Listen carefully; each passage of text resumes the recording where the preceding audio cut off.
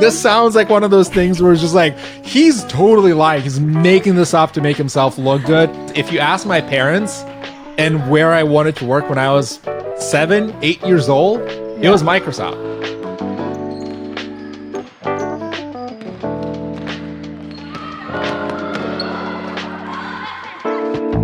Hello all and welcome to Muko's Corner. It's a show about leading a life that feels more you in your life and tech career. I'm your host Mayuko Inoue and invite you to come on in, sit down, get cozy, maybe grab a cup of tea, and enjoy the show.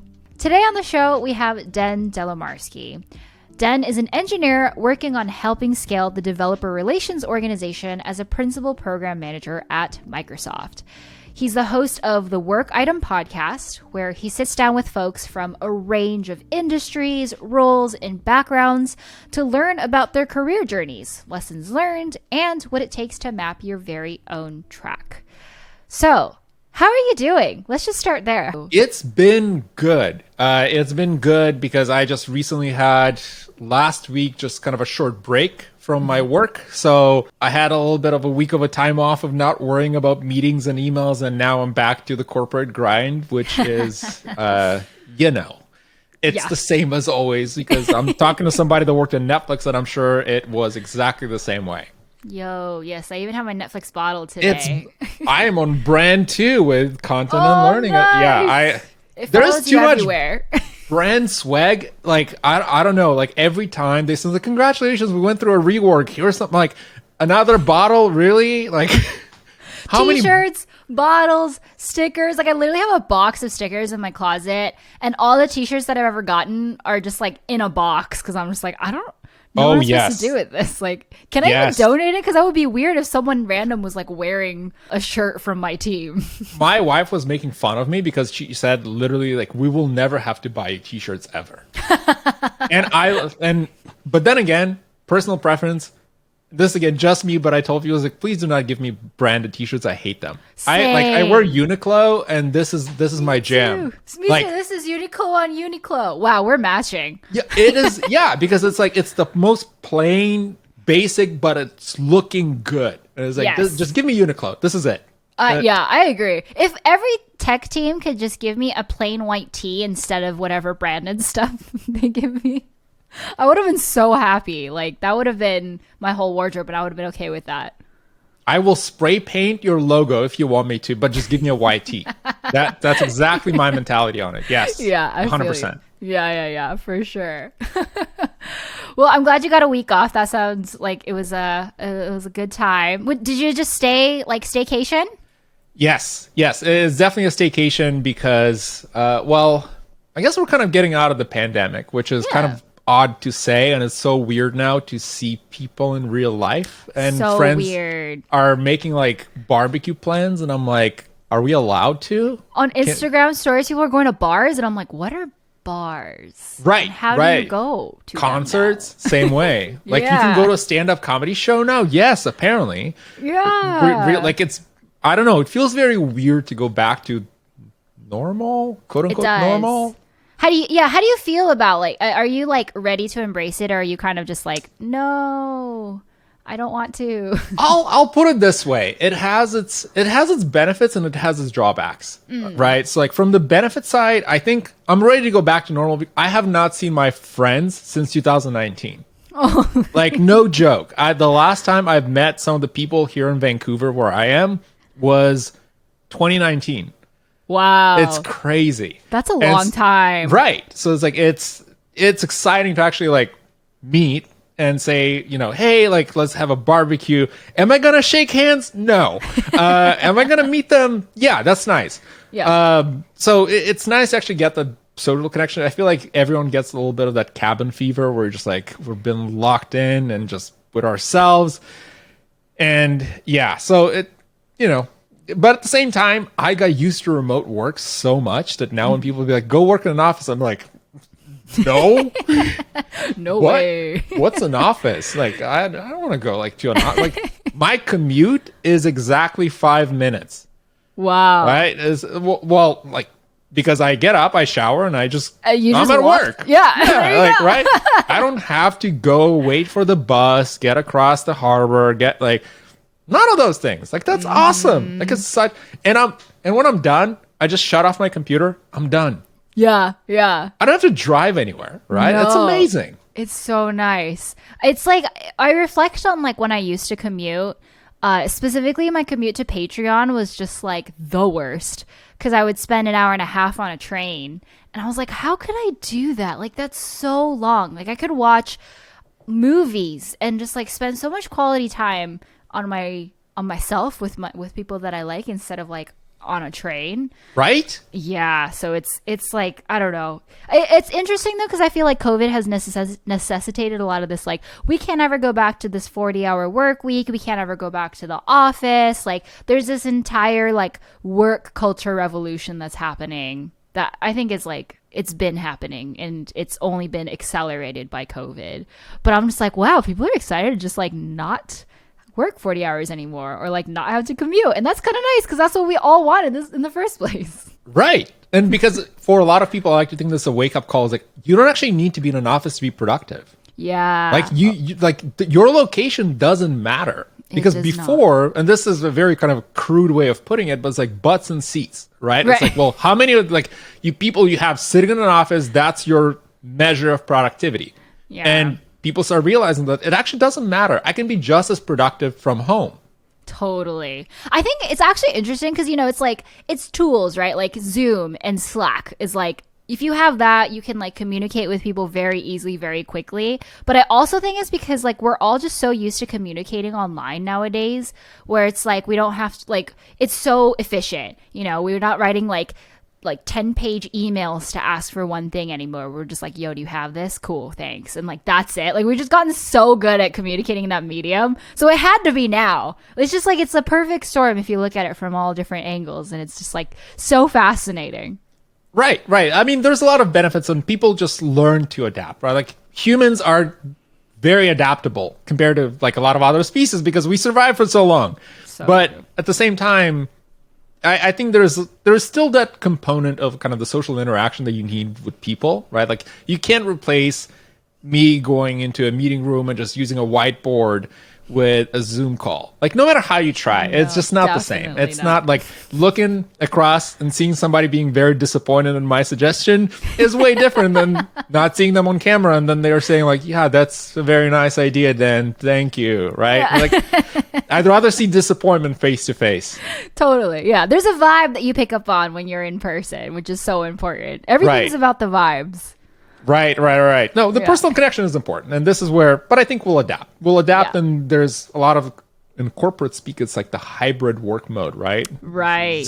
Which is some remote, some not remote. Mm-hmm. How that's going to work, we'll learn because I don't know. Learn. Yeah. I will always adapt, but how it'll end up, we don't really know yet. This is new territory, as it Right. always is for the human species, though, right? So, When hasn't it been? yeah, exactly. Right. But I feel you. I haven't seen my parents since like end of 2019. Oh my goodness. And because they live in Japan, but my mom's coming this Friday. Oh, that's exciting. Yeah, and I'm like, wow, I haven't seen my own parents in like a year and a half, which is like the longest I haven't ever seen them. So for stuff like that, right, like hanging out with friends that you haven't seen in a long time, it's a welcome change for sure. Oh, absolutely. I'm looking forward to catching up with friends and family for Yeah, sure. definitely. Yeah. Well, I'm so glad things are going well. Things are moving forward. Okay, well, I have a couple of topics, but I think we're going to start off with a question that a lot of my listeners, I think, are probably going to have because they don't get the opportunity to talk to someone from this background very often. But Dan, what is it like to work for Microsoft? Oh goodness, where do I even start on that? I think, look, I also put this big asterisk on whatever I said, that this is my own experience, right? Like, don't take this, I don't want to get a call from HR and saying, you did not correctly represent, this is my experience, right? Right. So one of the things that is good about Microsoft and I really enjoy is the fact that there's options.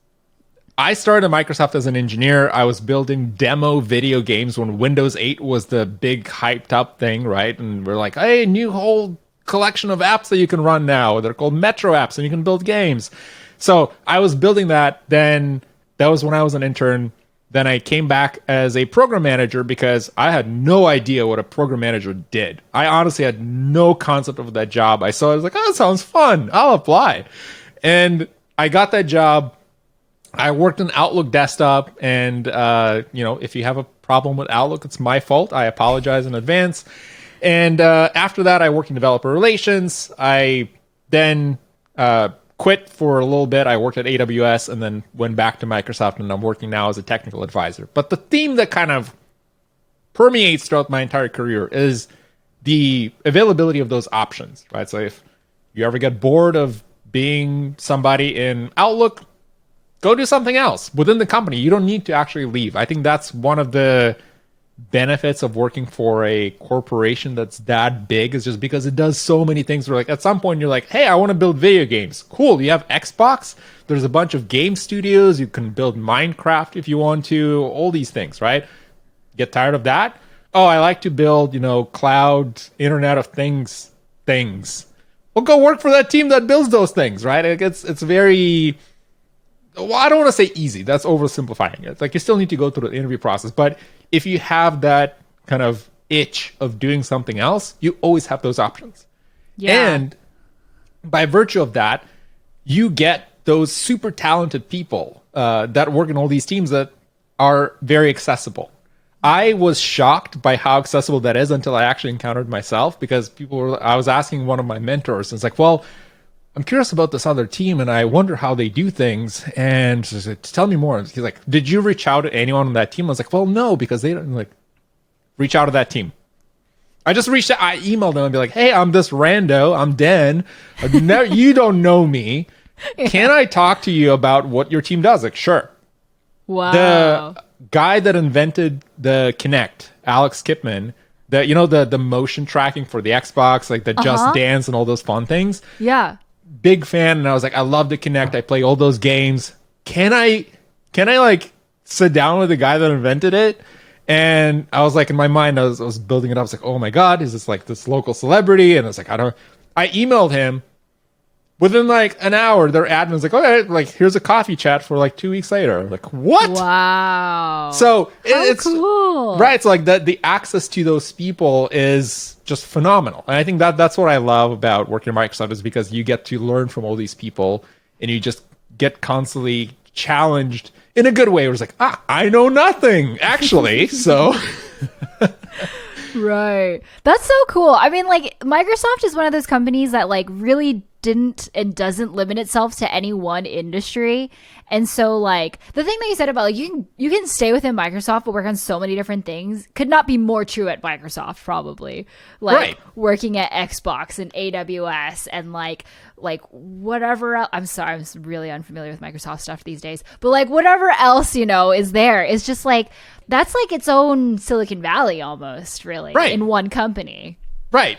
Absolutely. And it's just never get bored, because if you do get bored, you can do something else.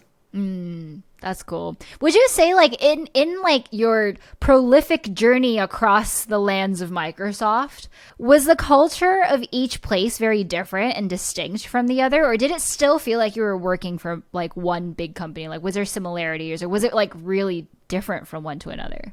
So that's a great question. I think overarching theme about kind of the corporate culture is about the same, right? There is, not to get into too much of kind of the corporate speak, if you will, but there's kind of the growth mindset, right? Where it's like everyone, it's not about knowing everything, but it's about trying to learn everything. It's about trying to understand your customers. So that has been pretty kind of typical across the board, across the entire company. Any team you join, they will talk about that. And they will actually put that in action. So again, not to sound like somebody that is just here as like, oh, corporation good. But it actually works, because people believe in the fact that if we're going to work together as one big company, as many disjoint teams, we have a common goal, right? Like that's the culture. But I think there is going to be nuances across different teams that are going to be slightly different, right? And that's natural, because your product is different. The things that you build are different. The people that you're building that with are different. And they have a different approach to how you structure your engineering processes, how you do data analysis, how you talk to customers. All these processes are, I'd say that they have a lot of variability across teams, right? So, but those are not necessarily, I don't want to paint them necessarily as culture per se, more so than it's just kind of specifics to the team. The overarching culture is the same though. Right. Yeah. Wow. Okay, so like hearing all this stuff about Microsoft like makes total sense about why you work there.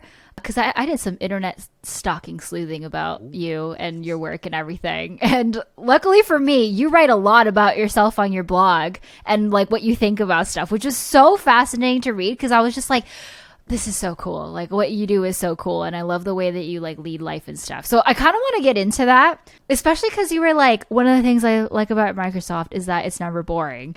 And I think it's like interesting because you're, from what I can see, like a prolific like side project masterer. Like you have so many side projects.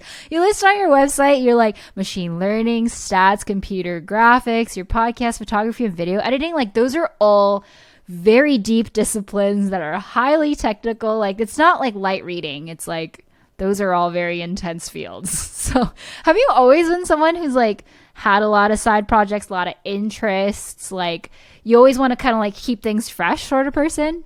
I'm just kind of living up to the jack of all trades, master of none. Yeah. But I've always been a curious person. If you talk to my parents back from the early days growing up in Eastern Europe, like I grew up in a family that didn't have a lot. So we were not wealthy by any means. So any opportunity to dig into things that I have never seen, like a computer or a new gadget, was just mind blowing. It was just like, whoa, how do I do this? And so it kind of, I had that innate curiosity from very, very early on where I just like, I'm curious how this works. I have no idea. I've never touched this thing before, but now I do. And so that led to, I think like two things. Curiosity was one, and the other thing is get more done with less, right? And this is where I try to get creative with like, how do I do this one thing with this other thing that are not supposed to be working together, right?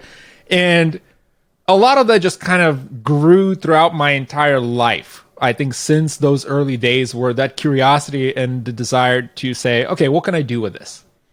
And that led me to think about my career, the things that I do, the things that I build, where I just was, oh, I have never built a web API. I wonder how that works. Let me try and gluing this together. And then I would put it together and they're like, this is kind of cool. I wonder if I can make this talk to my like light bulb or something like that. Okay, now I did it. Oh, hold on a second. But I wonder if I do that and I connect it to my like this other device and that just kind of snowballed in a lot of things. And funnily enough, my career started from this kind of tinkering with totally silly things, because at some point, I don't know if folks that are listening to the show remember the Zune player. That might be a little bit too far in the past. Zune. But at some point. Zoon? Zune. Wait. That was the Microsoft like response to the iPod, I guess. It looked like an iPod. Yes. I vaguely remember that. Yes. Yeah. Okay. Yeah. So I'm clearly too old for this show, but so there was a Zune player, and it had kind of like the version of iTunes for Windows, which is the Zune desktop client. And I figured out a way to just like get movies from that thing without actually like doing a bunch of things you're supposed to do movies by virtue of using their own API. And at that point, I was a naive college student. I was like, I'm going to write a blog post about it. What else would I do? And I just wrote this blog post, and somebody reached out, and they're like, hey, maybe you should come talk to us. And that kind of bootstrapped my professional network, because I was like, now I'm connected to all these people at Microsoft. And that's how I ended up at Microsoft. Wow. So it was written in the stars. Like you were meant to work at Microsoft, all from the Zune player. Who knew? It's funny because if you ask my parents and where I wanted to work when I was 7, 8 years old, It was Microsoft. I don't know. my I'm not, like, gosh. this sounds like one of those things where it's just like, he's totally lying. He's making this up to make himself look good. It's not. It really is not. It is. Aw. It's, yeah. Like so in like the school, like what do you want to be when you grow up? Like you were like, I would work at Microsoft or something. I wanted to be an ecologist and software engineer. Whoa, that's a cool combo.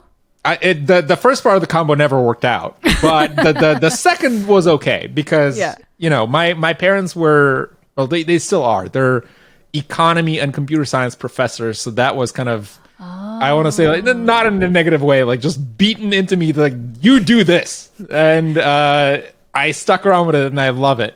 I love that. My parents are also both educators, and I feel like when you have parents who are teachers, they teach you how to like learn stuff, or they teach you hacks, or they like teach you to be Yes. kind of naturally curious and like follow that.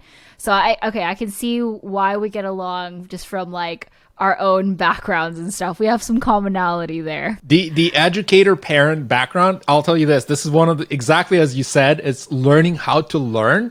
And all these tricks as to how do you memorize things and how do you understand and how do you ask and when do you ask the question why? Why is this way? Why is this other thing this other way? And how do they work together? Like that came from that background. It's like, don't take an answer for what it is, right? Like ask why. Keep asking why until people are just like, shut up, Den. I'm not answering that anymore, right? So like that annoying curiosity has been with me throughout my entire life. Yeah, is when you have people who are raising you who know how others teach you, they know how to like be like, okay, like they're teaching my kid this, but this is what they're leaving out. So Right. let's have my kid go in there and ask. Right. Like sometimes it was a little annoying though, because I was just like, my parents are better students than I am, and they tell me all the things that I'm not doing well. But like, it also that's taught okay. me to be, yeah, it also taught me to be very introspective and like try to think things from different perspectives, yada yada. You work with what you're dealt with when you're growing up. Right. And it's not a bad hand. I'll put it this way. Like it's for like sure. I am so thankful that when I was at the age where I was like, I want to do my own thing, my parents were like, here's how you should be thinking about your own thing. And I was like, what do you know? I'm 7. I know everything, right? I didn't. Surprise. 7, I did know not. everything. I'm going to work at Microsoft. Right? You It's like- showed them. I just remember my parents like, just pick one. Just not ecologist or just which one of those two do you want to do? I want to do both because I'm sure. ¿Por qué no los dos? Like why not both? Exactly. I was that meme in real life. And look at me now. Well, okay, so like as someone who's like serial hobbyist, serial curiosity driven person, one of the things that I often think about in managing that in my own life is like, how do you manage to spend your energy? It seems like you've got a lot of things like going on and like you're working on, like how do you balance it? Because in my life, it's just like, there's just so much stuff I want to do all the time. But like time and energy is so limited. So like, how do you go about thinking about that? For a lot of the things that are related to not my primary job, right? Because primary job is one of those things you have to do it and you have to be good at it and get better at it, right? But that's your responsibility. For things like hobbies, I'd say like it ebbs and flows, right? And it's all driven by, again, the curiosity. What am I curious about today? A couple of months ago, I started watching a YouTube channel, Sam Does Arts, with Sam Yang, and he just does digital drawings. I have no idea about digital drawings. I have never done that in my life. I'm a terrible artist, period, let alone digital. Like, I'll make worse just in pixels. But I watched those videos. I was like, oh, this is kind of cool. What if I start learning that, right? And the first thing I was like, okay, I'm going to get a mechanical pencil, a sketchbook, and one of the cheapest Wacom tablets that I can connect to my computer. And I will learn how to do this. I will learn how to draw. And like, it's just been kind of an exploration just purely because I'm curious about it. I wonder what that will lead to. I don't know. Maybe it's going to lead to nothing. It'll at least be an experience, and so I'm sure some skill because you've actually gone and done the work. But like, do you plan about like, here's what I'm going to be doing every day to get from A to B? Because I'm very curious about what am I curious about today? Like that's so living in the present moment, and that's very opposite me, I think. So I'm just like, I'm curious about how you think about your life. So I'd say it's less so about kind of just thinking about today, because I definitely do have a plan. right? Where I think about, okay, what's the project that I want to achieve within this week, this quarter, this year? This is something that I'm very, very, very specific about, where I don't do things randomly, but because once I get into a mode of, okay, I'm genuinely curious about this. This is a topic I want to explore. I set myself some goals that I drive towards. Okay, if I'm exploring digital drawing, by the end of the year, I want to launch a website where I will show what I draw. Like, it sounds silly, right? It sounds very simple. It's like, okay, whatever, right? It's like, start an Instagram account. But it's like, but this is my goal. I will get to the point where I'm comfortable having a website where I can say, okay, this is what I draw. And learn in public, if you will, right? And this is what the goal that I go towards. When I pick up any kind of projects, be it machine learning, or like the other day, I reverse engineered a Stream Deck so I can make it do whatever I want because the API that they offered out of the box was not good enough for me, apparently. I was like, okay, my goal is to make this a library that I can share with other developers. I will document it. I will learn how to build libraries. And this is my project, right? So I don't do it for the sake of I'll just do it and then drop it. And then it's just there. Yeah. Because then you're getting randomized with a bunch of other things every day because, the interests shift. But this is also a forcing function where sometimes you get into the mode where you're just like, I just don't feel like doing it anymore, right? Yeah. But at the same time, this is kind of like, you know what? I set a goal. I will finish this, and I will see where it goes. Because chances are it will not go anywhere. That's entirely possible. But I will go through it to the end and see how it works. Yeah. You're like not afraid of failure. You're probably someone who's like, everything is a net positive. Like, having gone through it is better than not. And like, I know that there's like, it seems like you're a very optimistic person, like a glass half full. Because I feel like it's hard sometimes to commit to something and be like, I might get nothing out of this. Like, I'll spend so many hours and like stay up late or whatever, but it's okay if I don't get anything out of that. Like, have you always been kind of a positive, like, how do you get there? Again, just naturally a very positive person. I think you put it best. I'm just not afraid to fail. Because what's the worst that can happen, right? I am very much cognizant of the fact that 90% of my projects will fail. That's just real life. That's just how it goes. Like, I have so many projects on GitHub that if you go to my profile and be like, oh, you did this? And like, nobody ever saw it. And to me, I was like, this is groundbreaking. What do you mean? Like, this, look the elegant code that I wrote. Nobody cares. Yeah. Right. So like, I just came to terms with the fact that like most of the things that I'm doing are just completely irrelevant in the grand scheme of things. And that's okay. The way I'm thinking is I'm optimizing for serendipity. This is one of those things that to me, it's much more important than kind of the success or failure of the project, because most connections that I made in life came from these like serendipitous, like me knowing you came from one of those serendipitous projects where I was like, what if I start a podcast? So what? Right? It's like, if I had started the podcast from the very first day and be like, okay, how do I monetize it? How do I make it a business? None of this would have happened. And a lot of people over optimize for these things like, oh, I'm going to start this business. It's going to be this massive success. And it's maybe, or maybe not, or maybe it's going to fail catastrophically. And as long as it doesn't harm anyone else, like, who cares? Yeah. That's so true. I love that you're optimizing for serendipity. Like, that to me is like, so like the way that you put it of just like nothing really matters is like both kind of just like sad, but it's also so zen in my opinion. Cause I think a lot about just like, like even the earth is just but a tiny blip of existence in the whole universe. And if you think about the amount of time that the earth has been around, then like we are literally just like specks of dust in the whole grand scheme.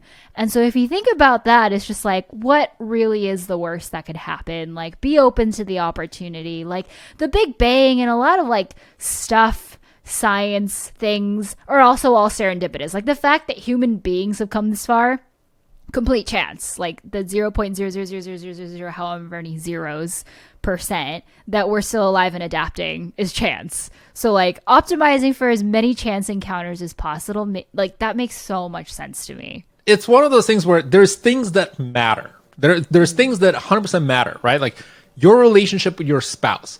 that matters. That you cannot just leave it. Yeah, let it be. Whatever. Like, I have product. What's No, the worst that could right? happen? Like, yeah, that's a priority. Yeah. Your relationship with your family, that matters. The analogy that I use in those things is something that one of my mentors kind of taught me is like, imagine you're juggling a bunch of balls. Some of them are made of glass and others are rubber. Which ones you're gonna drop? Right? Like there's certain things where you're just like, a lot of the projects that I juggle, they're rubber. Like if it fails, all right, whatever, I'll do another project. But there's other things in life that I actually care deeply about, that I know that I cannot let those things fail. So like one of the other things that I found on the internet, on your website, not really hard to find, is the whole like how I work part of your website, which I thought was so amazing. I was just like, this is the manual. Like, this is how you work with Den. This is how you talk to him. This is how you collaborate with him. And really on it are just like a bunch of your values about like what you bring to the workplace, how you expect other people to like interact with you, and what others can expect from you. And the thing that I got from that so much was like, dude, this guy is so introspective. And so just like, you know, in writing this and like also thinking about like what are your rubber balls versus your glass balls, would you consider yourself as like a very introspective person, and has that always been the case? So that document, actually, I got inspired by Isaac Hepworth. Shout out Isaac. He was one of my colleagues. He had plenty of experience at Twitter and Google, and he had his own document working with Isaac. And I saw that, and I was like, I will steal that idea myself. And so I put together the how I work, and it's been tremendously helpful, especially when you join a new team, you start working with a new group of people on any project. You start going into like a little bit blind into it because you're like, I have no idea who any of these people are. I do not know what they like, what they don't like, what they appreciate, what they don't appreciate, how they want to get credit, right? And it's kind of a puzzle where a lot of people took this mentality of like, I will spend, 6 months working with them until I figure it out. But then it's like, what if you just had like a personal README? And this is not one of those things where, it's like, force everybody to read this doc before you talk to me. Like, absolutely not. No, this is more of like, hey, if you're curious why I'm not answering emails after like 5 p.m., this is a doc, right? I don't expect you to answer my emails either. Just clears out that kind of confusion very early on. We're like, all right, I know how Den works and what he cares about. And hopefully I know how you work as well. And that creates that more productive relationship where we're just not guessing things about each other, right? It's not one of those things where like, oh, well, I offended this person because I emailed them in the morning and they never respond. Like, yeah, because they never respond in the morning because they have a family, and that's okay. Right. And, to your question of introspective, I think I am. Most of the time, I like to kind of think back and think, okay, what could I have done differently? What are the areas where maybe I'm not growing as much as I want to, and what can I do about it? Like, I like to think about those things as a way to kind of ground myself, is the best way to put it. To say, okay, you know what? Nobody's perfect. There is always room for growth. Always. No matter what you do, no matter how expert you are at something or how good you are at building things or communicating, there's always room to be better.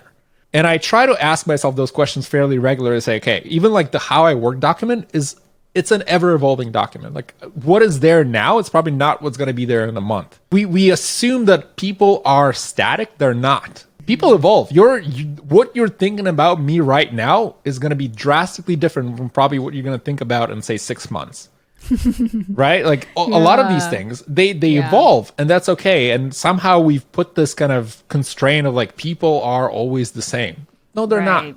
I remember one of the earliest lessons that like someone taught me. I think it was like my first manager when I started working, was just like, literally the only constant in work, in coding, in life is change.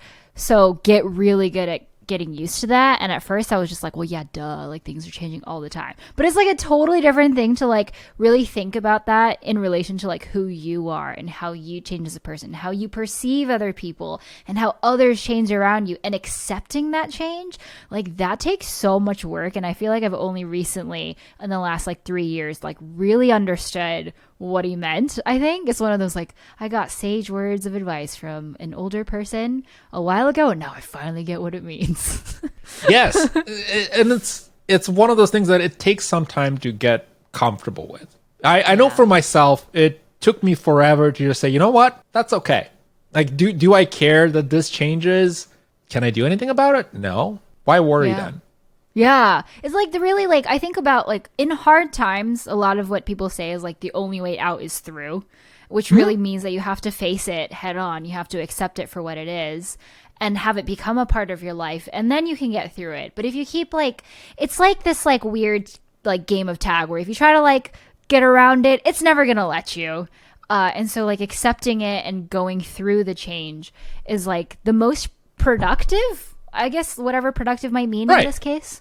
Right, exactly. Because you're spot on with your description. The only way out is through. Our life is linear, right? Like it's going day by day by day by day. Your decisions accrue, but it's moving forward, whether you want it or not. So it's up to you of how you treat that, right? Like, are you going to look back and say, okay, what can I do differently? Or are you going to say, never changing, this is the path, right? Like, I think one of them is more productive than the other.